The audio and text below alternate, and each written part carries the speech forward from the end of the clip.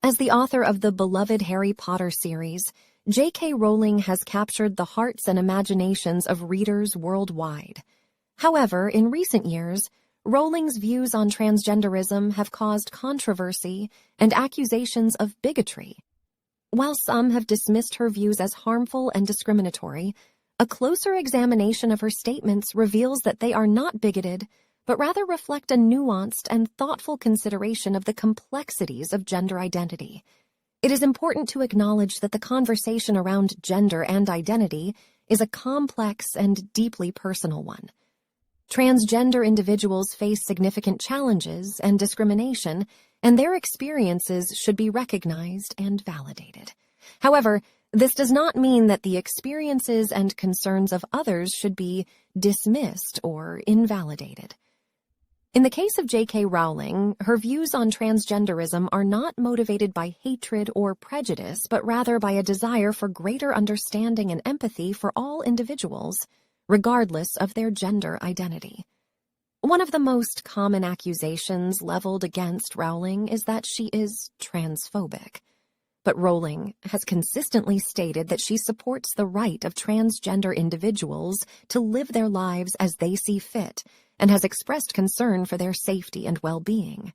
However, she has also expressed concern about the potential harm that may result from denying biological sex as a meaningful aspect of human identity. Rowling's concerns are not unfounded. The denial of biological sex has serious implications for women who have historically faced discrimination and oppression based on their sex. Women have fought for recognition of the unique challenges and experiences that they face as a result of their sex, and denying the existence of biological sex undermines these efforts. Rowling's defense of the importance of biological sex in shaping human experience is not an attack on transgender individuals, but rather a defense of the gains made by women in the fight for gender equality. Furthermore, Rowling's views on transgenderism are consistent with a feminist perspective. As a feminist, Rowling has long fought for the rights of women and girls who continue to face discrimination and oppression based on their sex. Feminism is not just about the rights of women, but also about the recognition of the unique challenges and experiences faced by women as a result of their sex. Rowling's concerns about the denial of biological sex are entirely consistent with this perspective and should not be dismissed as anti-feminist. Rowling has often been called a TERF. The term TERF, short for trans-exclusionary radical feminist, has become increasingly common in recent years. It is often used to describe individuals who hold radical feminist beliefs that are perceived as hostile to transgender identity. While some argue that TERFs are simply defending women's rights and safety, others accuse them of promoting a form of transphobia that is incompatible with the principles of feminism. The term TERF emerged in the 2000s as a derogatory way to describe a specific subset of radical feminists who do not believe that gender is an innate identity.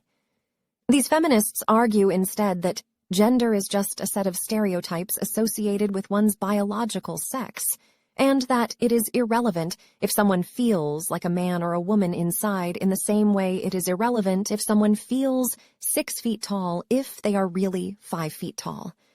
These feminists therefore exclude any biological male from their definition of womanhood. They argue that including males in female spaces, such as locker rooms or female prisons, jeopardizes the safety and privacy of women.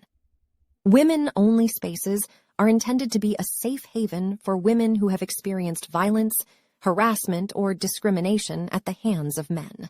Many women feel that allowing biological men into these spaces undermines their sense of safety and violates their right to privacy.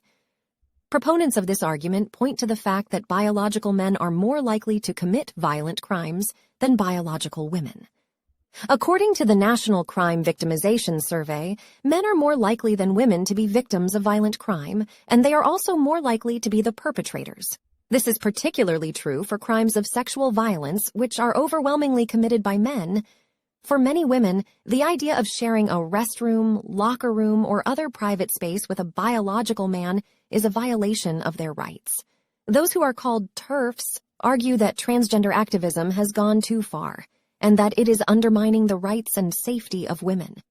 They contend that by insisting on the inclusion of biological men in women-only spaces, trans activists are erasing the experiences of women and perpetuating the very patriarchy that transgender ideology is based on a false premise, namely that gender is a purely social construct that can be changed at will. From their perspective, this ignores the biological realities of sex, experienced by both men and women, and the ways in which gender has historically been used as a means of oppressing women. While the debate around these issues is complex and contentious, it is clear that the right for people who identify as transgender to live safe and dignified lives and the privacy and safety rights of women are competing rights. And balancing competing rights must be approached with sensitivity, nuance, and understanding. What do I think? I think J.K. Rowling's views on transgenderism are not bigoted at all, but rather reflect a deep understanding of the complexities of the role of biological sex in our everyday lives. Her concerns about the denial of biological sex are not an attack on transgender individuals, but rather a defense of the gains made by women for safety and privacy. It is important to engage in respectful and thoughtful dialogue on this issue, recognizing the experiences and concerns of all individuals, regardless of whether they identify as transgender. We must work together to promote greater understanding and empathy for all individuals, and I think J.K. Rowling's views can help us achieve this goal.